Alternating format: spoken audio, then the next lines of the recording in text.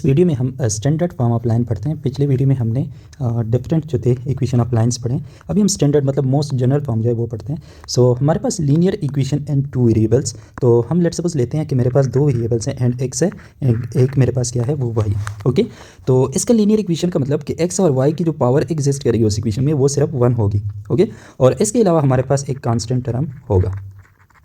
सही है, तो अगर मैं इसके साथ कोफिशिएंट्स भी लगा लूँ तो मैं लिखूँगा a x plus b y plus c that is equal to 0। आप देख सकते हैं कि एक्स का पावर 1 है, वाई की पावर 1 है। सही है, तो ये लीनियर भी है और हमारे पास दो वेरिएबल्स है, एक वेरिएबल हमारे पास एक्स है, एक वाई है, ए बी और सी है हमारे पास कोई कांस्टेंट है। So this is the most general linear equation in two variables. Okay, अच्छा, अब ये जो इक्वेशन होता है ना, it is equation of straight line.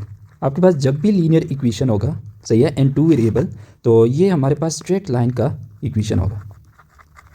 सही है, और दूसरी बात जो इसमें आपने नोट करनी है वो ये है कि a and b are not simultaneously 0। A और बी जो है वो सिमल्टेनियसली 0 नहीं हो सकते। यानी कि अगर आप इसमें ऐसा कर लेते हैं कि ए को भी 0 पुट करो तो ये मेरे पास है a x plus b y plus c is equal to 0। तो अगर ए को भी आप 0 पुट करते हैं, बी को भी 0 पुट करते हैं, तो सी इज इक्वल टू 0 ये इक्वेशन तो हमारे पास वैलिड नहीं है। ठीक है, तो इसका मतलब है कि अगर ए 0 है तो बी नॉन 0 होगा, अगर बी 0 है तो ए नॉन 0 होगा। सो लेट्स सपोज हम ऐसा कर लेते हैं कि ये मेरे पास इक्वेशन है a x plus b y plus c. ये मेरे पास कोई भी जनरल लाइन हर एक लाइन को रिप्रेजेंट करता है। ओके, तो अगर इसमें मैं क्या कर दूँ, इसमें मैं ए को 0 पुट कर दूँ तो ये मेरे पास इक्वेशन क्या बन जाएगा, b y plus c that is equal to 0 या y is equal to minus c divided by b which is the equation of horizontal line. So अगर हॉरिजॉन्टल लाइन में हमारे पास क्या होगा कि एक्स का जो कोफिशिएंट है, एक्स टर्म जो होगा वो हमारे पास नहीं होगा। ओके, एक्स का जो कोफिशिएंट है वो हमारे पास 0 होगा। सिमिलरली अगर आप इसी इक्वेशन में बी की वैल्यू 0 पुट कर लेते हैं, बी की वैल्यू 0 पुट कर लेते हैं, तो तब आपके पास ये क्या बनता है, a x plus c is equal to 0। इसका मतलब है कि x is equal to minus c by a. तो ये आपके पास एक वर्टिकल लाइन का इक्वेशन है। ओके, तो इसका मतलब है कि वर्टिकल लाइन में वाई वाला टर्म या वाई का जो कोफिशिएंट होता है वो हमारे पास 0 होता है। सही है, अच्छा, अब हमारे पास एक लाइन की इक्वेशन के बारे में, पहले हमारे पास ये होता था कि गिवन डेटा होता था, गिवन डेटा। सही है, मतलब कि एक लाइन इन दो पॉइंट से पास कर रहा है या हमें इसका स्लोप एंगल गिवन है और एक पॉइंट गिवन है, इस तरह की बातें होती थी, या इसके दोनों इंटरसेप्ट लेट्स सपोज ये इसका वाई इंटरसेप्ट है, ये एक्स है, इस तरह का हमें गिवन डेटा होता था, हमसे उससे इक्वेशन लिखते थे। अब हमारे पास इक्वेशन गिवन होगा, कोई लीनियर इक्वेशन। सही है, तो उसके बारे में हमें 3 चीज़ें पता करनी होगी। एक हमें उसका स्लोप फाइंड करना आता हो, दूसरा हमारे पास एक्स इंटरसेप्ट और तीसरा हमारे पास क्या है, वाई इंटरसेप्ट। सही है, तो सबसे पहले हम स्लोप की बात करते हैं। जो स्लोप हमारे पास होता है ना, तो फॉर स्ट्रेट लाइन, ये आप याद कर ले, स्ट्रेट लाइन के लिए, फॉर स्ट्रेट लाइन, जो स्ट्रेट लाइन का स्लोप होता है ना वो वाई प्राइम की इक्वल होता है, यानी डेरिवेटिव की इक्वल होता है। सही है, तो अब मेरे पास जो इक्वेशन ऑफ लाइन है वो है a x plus b y plus c is equal to 0। Okay, अच्छा, अब इसका क्या ले लें, डेरिवेटिव ले लें। तो डेरिवेटिव जब हम लेंगे तो हमारे पास ए मेरे पास कांस्टेंट है और एक्स का डेरिवेटिव क्या होता है, 1 होता है। ओके, प्लस बी मेरे पास कांस्टेंट है और वाई का डेरिवेटिव वाई प्राइम होता है, प्लस सी का डेरिवेटिव, कांस्टेंट का डेरिवेटिव क्या होता है, 0 that is equal to 0। Okay, तो ये मेरे पास क्या बन गया, a plus b y prime is equal to 0, या इसको मैं लिख सकता हूँ कि y prime is equal to minus a और बी, माइनस ए और बी। सही है, या मैंने कहा कि वाई प्राइम हमारे पास स्लोप होता है, then slope of straight line जिसका इक्वेशन हमारे पास ये इक्वेशन हो, a x plus b y plus c is equal to 0, तो उसका स्लोप इक्वल होता है minus a divided by B.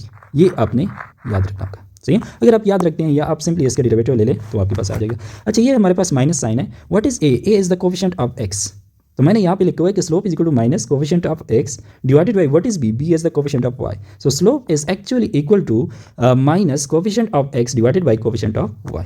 सही है, और ये है कि कोफिशिएंट आपने तब देखना है जब आपने इसको स्टैंडर्ड फॉर्म में लिखा हो। स्टैंडर्ड फॉर्म मतलब कि एक साइड पे 0 और बाकी सारे टर्म दूसरे साइड पे हो।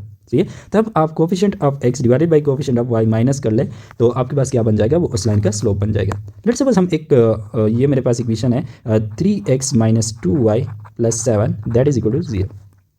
Now what is slope? Slope is equal to minus coefficient of x, x का coefficient क्या है, 3 है। Okay, divided by coefficient of y, coefficient of y क्या है मेरे पास, -2 है, तो इसका स्लोप हमारे पास इजीली 3/2 आ जाएगा। ओके, जब भी आपके पास इक्वेशन स्टैंडर्ड फॉर्म में लिखा हो तो इसका स्लोप हमारे पास minus coefficient of x divided by coefficient of y की इक्वल होता है। अगर मैं आपको एक और एग्जांपल दे दूं तो लेट्स सपोज मेरे पास एक इक्वेशन है कि x plus 2y that is equal to 0। Okay, तो अब इसका स्लोप हमारे पास क्या होगा, इसका slope will be equal to minus coefficient of x क्या है, 1 है। Okay, divided by coefficient of y वो हमारे पास क्या है, 2 है।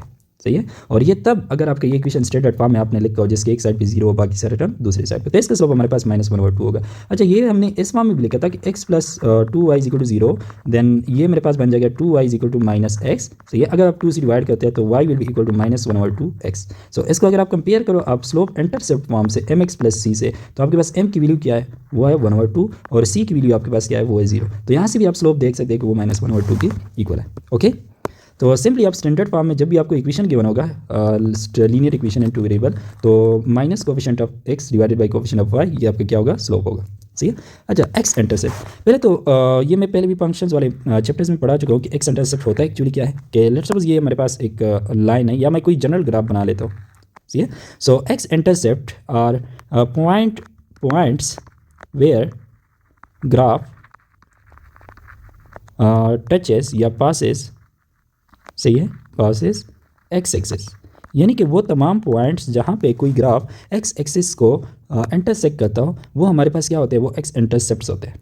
ये लाइक ये मेरे पास एक एक्स इंटरसेप्ट x1 हो गया, ये मेरे पास इसका दूसरा इंटरसेप्ट हो गया, और ये मेरे पास इसका तीसरा इंटरसेप्ट हो गया। सही है। अब स्ट्रेट लाइन की तो हमने बात की थी कि इसका एक एक्स इंटरसेप्ट होता है, एक वाई इंटरसेप्ट होता है। तो अगर हमें ये इस तरह का कोई इक्वेशन गिवन हो तो हम एक्स इंटरसेप्ट किस तरह से फाइंड करेंगे। सही है। तो आपके पास कोई भी आपको जनरल इक्वेशन यहाँ पे लेकर है, आपको इसकी जगह कोई भी नंबर्स गिवन हो, सही है, ABC की जगह, तो उसमें आप क्या कर लो, टू फाइंड एक्स इंटरसेप्ट, ये बात हम पहले भी पढ़ चुके हैं, to find x intercept put y is equal to 0।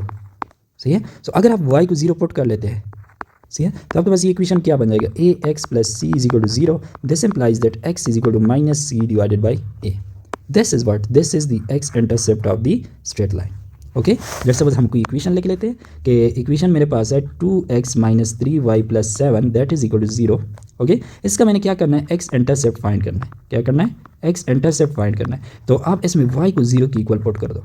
जब आप y को 0 की इक्वल पुट कर लेते तो आपके पास क्या रह जाएगा, आपके पास रह जाएगा 2x + 7 that is equal to 0, या आप लिख सकते हैं कि 2x इज इक्वल टू -7 और x is equal to -7 divided by 2। तो x is equal to -7 divided by 2, ये इस स्ट्रेट लाइन का क्या होगा, एक्स इंटरसेप्ट होगा। ओके, नेक्स्ट हमारे पास y इंटरसेप्ट फाइंड करने के लिए, y इंटरसेप्ट वो पॉइंट्स होते हैं, y इंटरसेप्ट जहाँ पे ग्राफ y एक्सिस को टच करता हो। लाइक ये मेरे पास क्या है, ये मेरे पास y इंटरसेप्ट है, मैं y नाइट कह लेता हूँ। सही है। So these are the points where graph touches और पासेस y एक्सिस।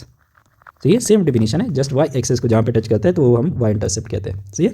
तो अब हमारे पास कोई इक्वेशन है ax + by + c is equal to 0, to find y intercept put x is equal to 0। X intercept find करने के लिए आप y की वैल्यू 0 पुट करोगे, और y इंटरसेप्ट फाइंड करने के लिए आप x की वैल्यू 0 पुट करोगे। तो x को अगर हम 0 पुट कर देते हैं तो हमारे पास क्या बच जाएगा, by + c that is equal to 0, this implies that y is equal to -c/b। So ये हमारे पास स्टैंडर्ड इक्वेशन क्या है, y इंटरसेप्ट है। सो अगर हम इसी एग्जांपल का y इंटरसेप्ट निकालना चाहते हैं तो 2x + 3y + 7 is equal to 0, y intercept find करना है। ओके, y इंटरसेप्ट तो पुट करो, क्या पुट करो, x इज इक्वल टू 0। ठीक है, x को अगर हम 0 पुट करते हैं तो हमारे पास क्या बचता है, -3y + 7 that is equal to 0, या मैं लिख सकता हूँ कि 3y इज इक्वल टू 7 और y is equal to 7 divided by 3। So इस लाइन का हमारे पास x इंटरसेप्ट -7/2 है और y इंटरसेप्ट इसका 7/3 है, और इसका स्लोप हमारे पास क्या होगा, इसका स्लोप वो हमारे पास slope will be equal to minus coefficient of x क्या है, 2 है, और कोफिशिएंट ऑफ y क्या है, वो है -3। सो इसका स्लोप हमारे पास 2/3 बनता है। ओके, जो भी आपको इक्वेशन के बनाओ उसको अपने स्लोप x इंटरसेप्ट और y इंटरसेप्ट फाइंड करना आना चाहिए। अब हमारे पास पहला क्वेश्चन है कि व्हाट इज़ द ग्रेडियंट, ये आपको पता है कि ग्रेडियंट स्लोप को कहते हैं, सही है, रेट ऑफ चेंज को कहते हैं। सही है। What is the gradient of the line, आपको एक लाइन गिवन है। सही है। अब यहाँ पे देखो आपके पास स्टैंडर्ड इक्वेशन में इस तरह का था, तो ए बी आपके चेंज हो सकते हैं, इसलिए मैंने आपको ये फार्मूला बताया कि आप इस तरह से याद कर लो, आप ए बी याद ना करो, आप इस तरह से कोई फार्मूला याद करना स्टार्ट कर लो। ओके, तो अब हमारे लिए ईजी होगा क्योंकि हमने इसका स्लोप फाइंड करना है। तो हमें पता है कि slope that is equal to minus coefficient of x divided by coefficient of y. सही है, और ये हमें ऑलरेडी पता है कि ये स्टैंडर्ड फॉर्म है क्योंकि एक साइड पे 0 है, बाकी सारे टर्म दूसरी साइड पे। तो ये हमारे पास हो जाएगा माइनस कोफिशिएंट ऑफ x क्या है, कोफिशिएंट ऑफ x b है, divided by coefficient of y क्या है, वो है -a। So that is equal to b divided by a। So इसका आंसर हमारे पास b divided by a, C option हो जाएगा। सही। अब नेक्स्ट क्वेश्चन है हमारे पास कि the x and y intercepts of the line this are respectively, इस लाइन के हमने x और y इंटरसेप्ट फाइंड करना है। तो लाइन हमारे पास है 3x - 4y + 12 that is equal to 0। सही है। अगर इसका मैंने x इंटरसेप्ट फाइंड करना है, x इंटरसेप्ट, सही है। तो मैं इसमें y को 0 पुट कर दूंगा तो मेरे पास क्या बन जाएगा 3x + 12 that is equal to 0। सही है, y की जगह अगर 0 पुट करो तो ये मेरे पास बन जाएगा 3x is equal to -12 then x is equal to -4। So इसका x इंटरसेप्ट -4 है। सही है, चूँकि रिस्पेक्टिवली लिखा हुआ है तो इसका मतलब है कि पहला नंबर x जो होगा वो -4 होगा। तो आपको पता चल गया कि ये ऑप्शन हमारे पास करेक्ट होगा। बट हम y इंटरसेप्ट भी फाइंड कर लेते हैं। इसका y इंटरसेप्ट फाइंड करने के लिए आप क्या करो, इसमें x is equal to 0 put करो। तो x को अगर आप 0 पुट करते हैं तो क्या बन जाएगा -4y + 12 that is equal to 0। या आप लिख सकते हैं कि 4y is equal to 12 then y is equal to 3। So आपका एक्स वाई जो इंटरसेप्ट है वो मेरे पास -4 व 3 बनते हैं, जो कि मेरे पास सी ऑप्शन है। ओके, अच्छा अब नेक्स्ट हमारे पास है कि x and y intercepts of the line this is. अच्छा मैं आपको बता दूं कि अगर आपके पास एक्स इंटरसेप्ट जो है वो हम इस तरह से भी लिखते हैं। Let's suppose x is equal to x0 इसका एक्स इंटरसेप्ट है। अगर इसको आपने पॉइंट फॉर्म में लिखना हो, पॉइंट फॉर्म में, सही है, तो वो हमारे पास होता है x0 और y कोऑर्डिनेट इसका 0 होता है। x इंटरसेप्ट का y कोऑर्डिनेट 0 होता है क्योंकि हम x इंटरसेप्ट फाइंड करने के लिए y क्या पुट करते हैं, 0 पुट करते हैं। सही है, तो अगर मेरे पास x इंटरसेप्ट x0 है तो इसका y कोऑर्डिनेट साथ में 0 लिखेंगे, ये इसका पॉइंट फॉर्म होगा। सही है, और y इंटरसेप्ट के लिए हम x को 0 पुट करते हैं। y इंटरसेप्ट अगर y is equal to y0 मेरे पास y इंटरसेप्ट है तो इसका पॉइंट फॉर्म हमारे पास क्या होगा, वो होगा इसमें आप x को 0 पुट करोगे और y को y0 पुट करोगे, ये आपका y इंटरसेप्ट होगा। सही है, मतलब कि x इंटरसेप्ट का y कोऑर्डिनेट 0 होता है और y कोऑर्डिनेट का x इंटरसेप्ट 0 होता है।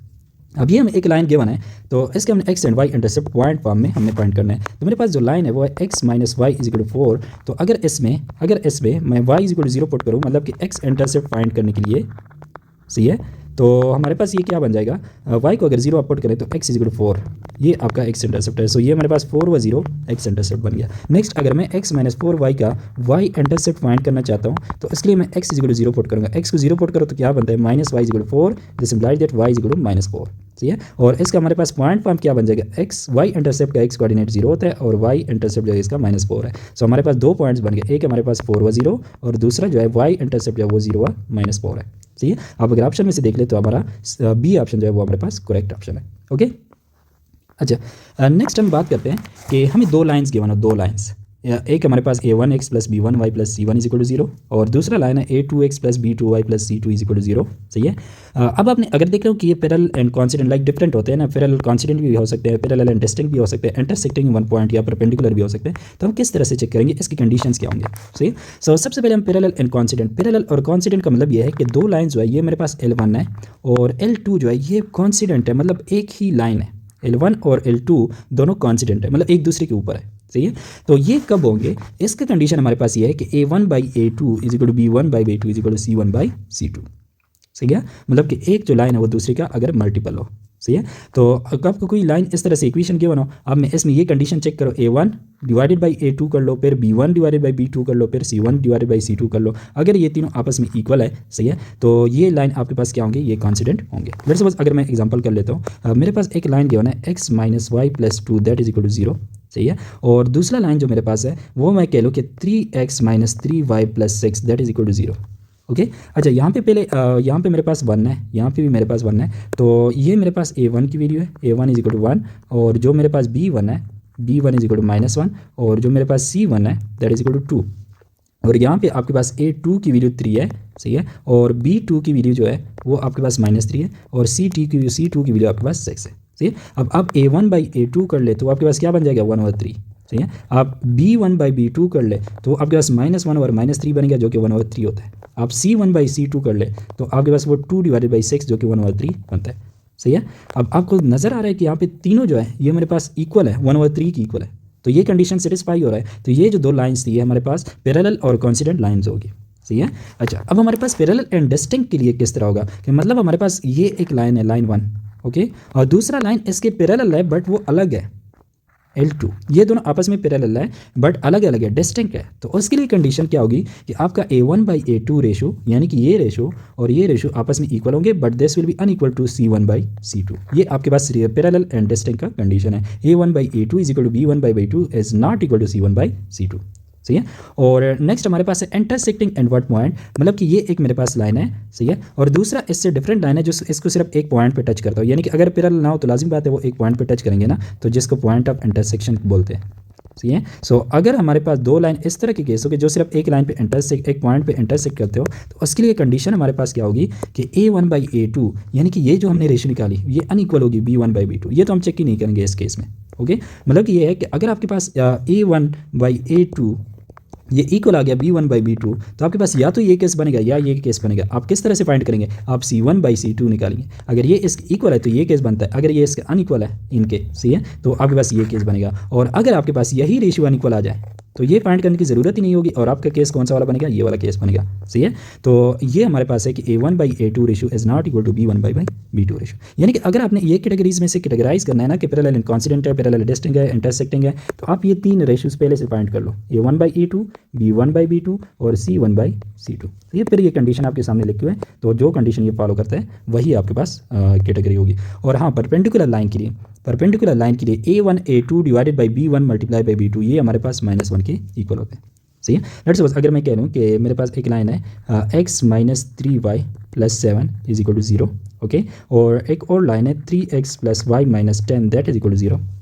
तो यहाँ पे आप देख सकते हैं कि A1 की वैल्यू मेरे पास क्या है, वो है 1, और B1 की वैल्यू मेरे पास है -3, ओके, और A2 की वैल्यू मेरे पास है 3, और जो मेरे पास यहाँ पे 1 है तो B2 की वैल्यू मेरे पास 1 है, सही है। अब ये वैल्यू फाइंड करो, A1 multiply by A2 divided by B1 multiply by B2। तो A1 की वैल्यू क्या है, वो है 1, मल्टीप्लाई बाई A2 की वैल्यू क्या है, वो है 3, और B1 की वैल्यू क्या है, वो है -3, और B2 की वैल्यू क्या है, 1। तो ये कैंसिल आउट, आपके पास आंसर क्या आ गया, 1 आ गया। तो ये दोनों लाइन्स आपस में क्या होंगे, ये परपेंडिकुलर होंगे, सही है। तो ये हमारे पास कंडीशन है परपेंडिकुलर के लिए कि अगर दो लाइन स्टैंडर्ड फॉर्म में आपकी इक्वेशन गिवन है तो आप A1/B1 मल्टीप्लाई बाई A2/B2 कर ले, तो वो -1 के अगर इक्वल हो तो परपेंडिकुलर होंगे, अदरवाइज वो परपेंडिकुलर नहीं होंगे, सही है। तो यही चार हमारे पास कंडीशन है। पहले में ये है कि ये तीनों रेशियोज आपस में इक्वल हो, सेकंड ये है कि ये दो इक्वल हो बट सी के रेशियो की इक्वल ना हो, तो वो हमारे पास पैरेलल एंड डिस्टिंक्ट होते हैं। थर्ड हमारे पास इंटरसेक्टिंग एट व्हाट पॉइंट, सही है, तो उसके लिए ये है कि ये रेशियो हमारे पास ये वाला रेशियो जो है इक्वल नहीं होता, ओके। और परपेंडिकुलर हमारे पास ऐसा लाइन होता है कि अगर ये एक लाइन है L1 और परपेंडिकुलर इसका ऐसा लाइन होता है जो कि इसके साथ 90 डिग्री का एंगल बनाता है, सही है। तो ये हमारे पास परपेंडिकुलर इस कंडीशन के लिए हमारे पास ये है कि A1/A2 divided by B1/B2 that is equal to -1, okay. अब इसी के बेस पे क्वेश्चन है हमारे पास। पहला है कि दो लाइन्स जो होते हैं। अच्छा, एक बात मैं आपको बता दूं कि ये जो दोनों कंडीशन थी ना, फर्स्ट एंड सेकंड, सही है, इन दोनों केस में आप देख रहे हैं कि ये पैरेलल है।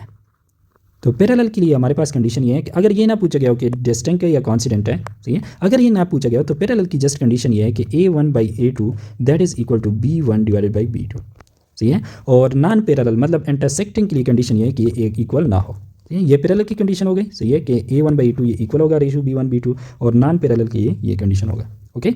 अच्छा, two lines are parallel F, तो आपको पता है कि ये वाला, अच्छा अभी जो मैंने बताया कि पैरेलल की कंडीशन ये है कि एज के रेशियो और बीस के रेशियो आपस में इक्वल होंगे, ओके।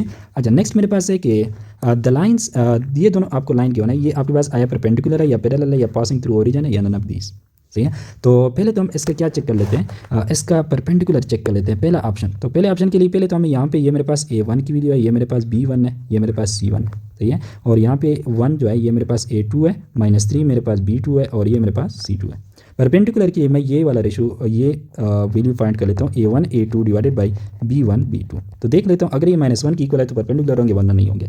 अच्छा, A1 की वैल्यू पुट करो, A1 की वैल्यू आपके पास क्या है 6 है, और A2 की वैल्यू पुट करो वो आपके पास क्या है 1 है, ठीक है, और B1 की वैल्यू पुट करो जो आपके पास 2 है, एंड B2 की वैल्यू पुट करो वो -3 है, सही है। आप देख सकते हैं कि ये 6 divided by -6 that is equal to -1 बनता है। तो यस, ये हमारे पास क्या है, परपेंडिकुलर है, ओके। परपेंडिकुलर है तो लाजमी बात है वो पैरेलल तो नहीं होंगे, अगर दो लाइन ऐसे परपेंडिकुलर है तो ये पैरेलल तो नहीं होंगे ना, सही है। अच्छा, इस पे अगर मैं आपको बात करूँ पासिंग थ्रू ओरिजिन का क्या होता है कि passing through origin, when a line pass through origin, when a line pass through origin, pass through origin, okay.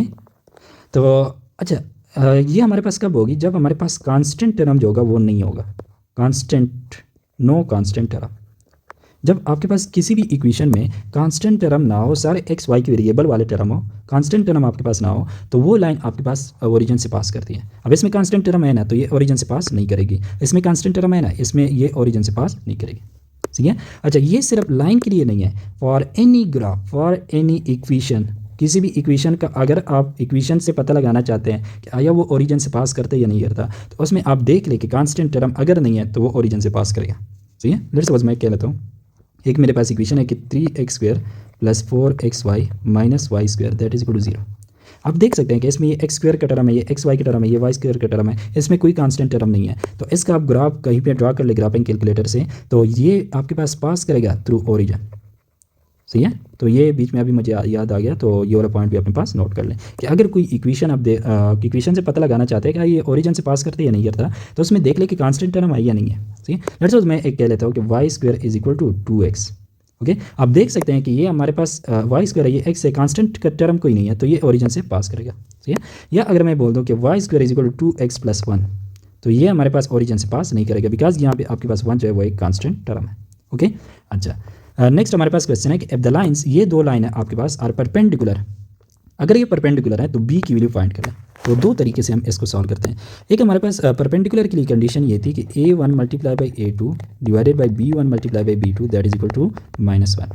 सही है, तो यहाँ पे पहले हमारे पास ये है, मेरे पास a1 is equal to 3, b1 is equal to 2 and c1 is equal to -7 और a2 इज इक्वल टू 2 और b2 जो है वो मेरे पास -b की इक्वल है और c2 जो है वो मेरे पास 2 की इक्वल है। सही है, तो अब इसमें वैल्यूज पुट करो। पहले a1 की वैल्यू क्या है, वो है मेरे पास 3, तो 3 मैं पुट कर लेता हूँ मल्टीप्लाई बाई a2 की वैल्यू क्या है मेरे पास, वो है 2। सही है, डिवाइडेड बाई b1 की वैल्यू क्या है, वो है मेरे पास 2 एंड नेक्स्ट b2 की वैल्यू क्या है, वो है मेरे पास -b। हमने b ही फाइंड करना है ना। सही है, हमने b फाइंड करना है। अच्छा, ये मेरे पास क्या बन जाएगा, this will be equal to 3 multiply by 2 6 बनता है, divided by -2b is equal to -1। अगर मैं -2b को इस साइड पे मल्टीप्लाई करता हूँ तो ये बन जाएगा 6 will be equal to -1 into -2b। तो ये मेरे पास क्या बन जाएगा, 6 will be equal to 2b। अगर आप 2 से डिवाइड करते हैं तो b की वैल्यू आपके पास क्या आ जाएगी, वो 3 आ जाएगी। सही है, मतलब कि ए ऑप्शन हमारे पास करेक्ट है। तो एक तो आपके पास चूंकि ये दोनों परपेंडिकुलर है तो आप ये वाला कंडीशन अप्लाई कर लो।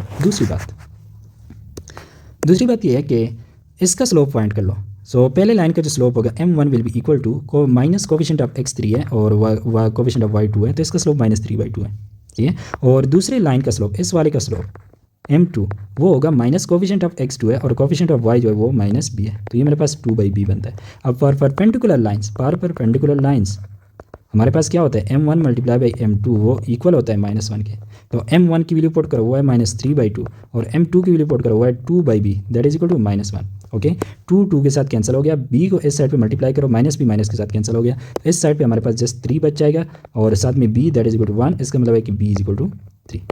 सही है, तो मतलब ये समझाना चाहता हूँ कि आपको एक क्वेश्चन को सॉल्व करने के डिफरेंट अप्रोचेस हो सकते हैं। तो ये हमारे पास डिस्कशन थी स्टैंडर्ड इक्वेशन की। नेक्स्ट में हम एंगल, दो लाइंस के दरमियान एंगल कितना होगा अगर आपको इनके इक्वेशंस गिवन है तो वो डिस्कस करते हैं। सही है, तो आपने मेन जो यहाँ पे चीज़ें, वो पहली बात ये कि आपको स्टैंडर्ड फॉर्म में कोई इक्वेशन गिवन हो तो उसका स्लोप कैसे फाइंड करें, उसका एक्स इंटरसेप्ट कैसे फाइंड करें, उसका वाई इंटरसेप्ट कैसे फाइंड करें। सही है, और ग्रेडियंट स्लोप का ही दूसरा नाम है।